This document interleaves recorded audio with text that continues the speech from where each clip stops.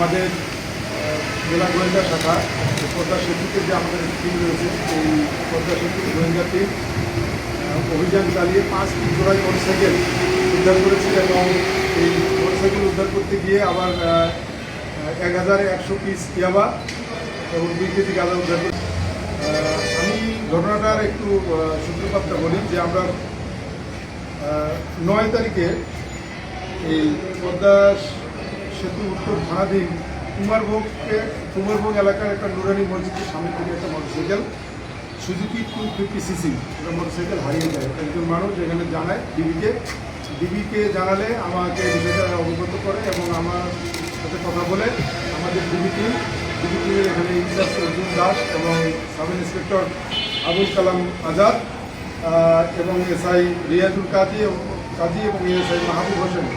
এবং সংযোগ ফোর্স সহ এবং থানার পুলিশ সবাই মিলে এটা অভিযানে নামিতে গাড়িটা কীভাবে চুরি হলো। তো গাড়িটা কীভাবে চুরি হলো সেই সূত্র ধরে আগাতে থাকে এবং 12 তারিখ গতকাল রাত 12:30টার সময় সুমন নামে একজন তাকে গ্রেপ্তার করে নারায়ণগঞ্জের নিতাইগঞ্জ থেকে। উনি ওনাকে যখন ধরা হয় ওনাকে জিজ্ঞাসাবাদ করলে তার হেফাজত থেকে এই যে হারানো গাড়ি সজীবের যে হারানো সুজুকি 250cc এই গাড়িটি তার হেফাজত থেকে উদ্ধার করা হয় এবং জিজ্ঞাসাবাদে সে জানায় যে সে হৃদয় জওয়ান নামে একজনের কাছে এই গাড়িটা কিনেছে। হৃদয় জওয়ান, তখন আমরা হৃদয় জওয়ানকে গ্রেপ্তারের জন্য হৃদয় জওয়ান কোথায় আছে তাকে গ্রেপ্তারের জন্য আমাদের অভিযান শুরু হয়। পরবর্তীতে হৃদয় জওয়ানকে আমরা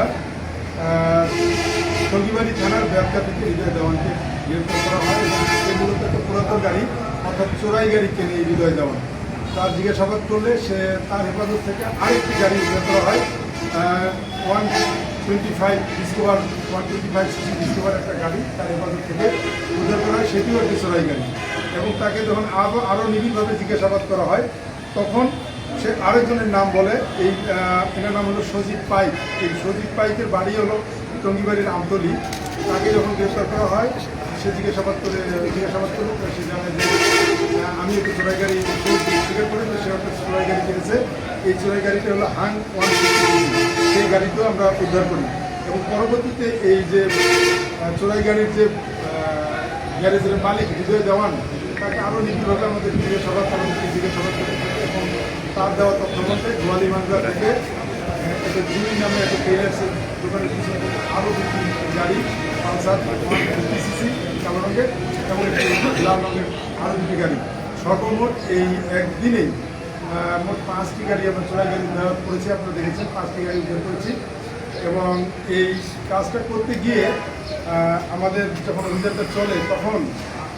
আকস্মিকভাবে আমরা আশেপাশের দোকানগুলো আশেপাশের বাড়িগুলো একটু সার্চ করা ঠিক করে আপনারা জানেন যে গোয়ালিগঞ্জের যেহেতু একটু নাটকের প্রভাব রয়েছে, এটা করতে গিয়ে মসজিদা নামে একটি টেইলার্স আছে, এই টেইলার্সের ঘর থেকে 1111 ইয়াবা এবং 2 কেজি গাঁজা উদ্ধার করা হয় এবং সেই সংক্রান্তে আলাউদ্দিন ওটা আলাল এটাও আমরা গ্রেফতার করতে সক্ষম হই। এই ঘটনায় আমরা এই 5টি মোটরসাইকেল উদ্ধারের ঘটনায় আমরা এখন পর্যন্ত 3 জনকে গ্রেপ্তার করেছি এবং মাদক সংক্রান্ত আমাদের এই মাদক বিরোধী অভিযান এবং চোরাই সিন্ডিকেটের বিরুদ্ধে অভিযান এটা চলমান আছে।